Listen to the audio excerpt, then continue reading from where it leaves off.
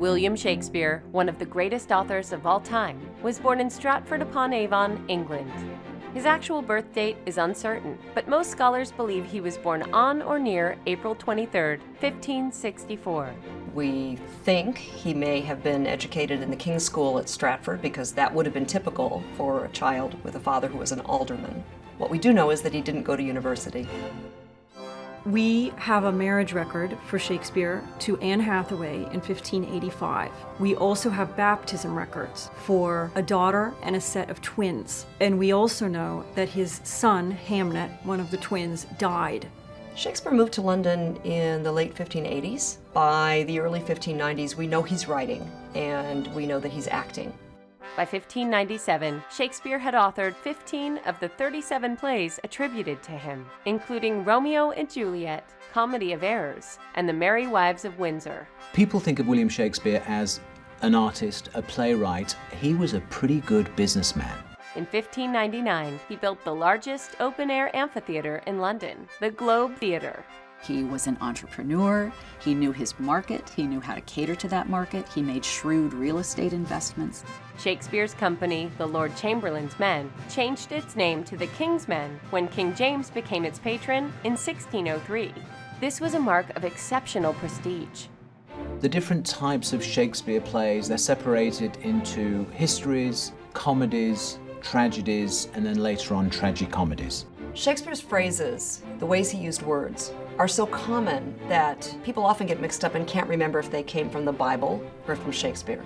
My grandmother used to say, when something bad happened, that these were the slings and arrows of everyday life. She was not an educated woman, and she didn't go to Shakespeare plays. She didn't get that one from the Bible.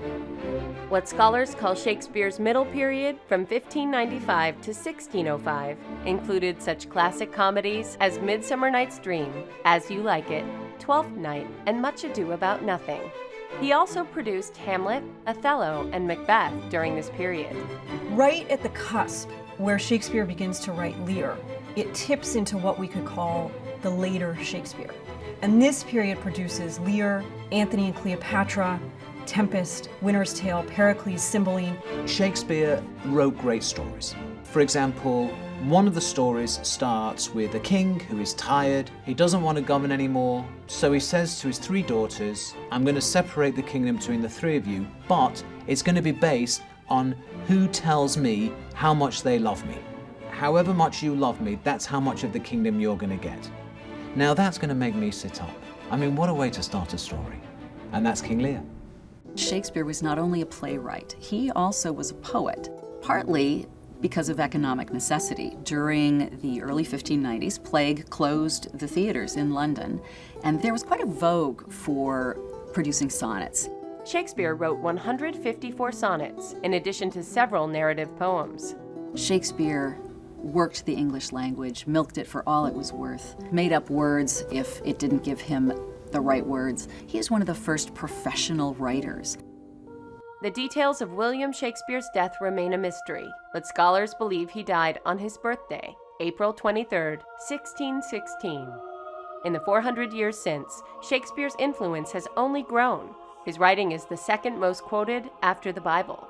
He has been credited with introducing almost 3,000 words to the English language, and a Google search on Shakespeare returns more than 140 million results. Shakespeare talked about the human condition. He explains to us how we think, how we feel, the human psyche. He eloquently explains it.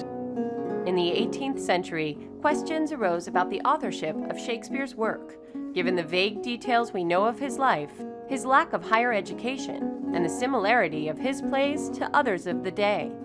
Today, most scholars believe Shakespeare wrote all his plays and sonnets. I would argue that Shakespeare's legacy is the most influential figure in human civilization.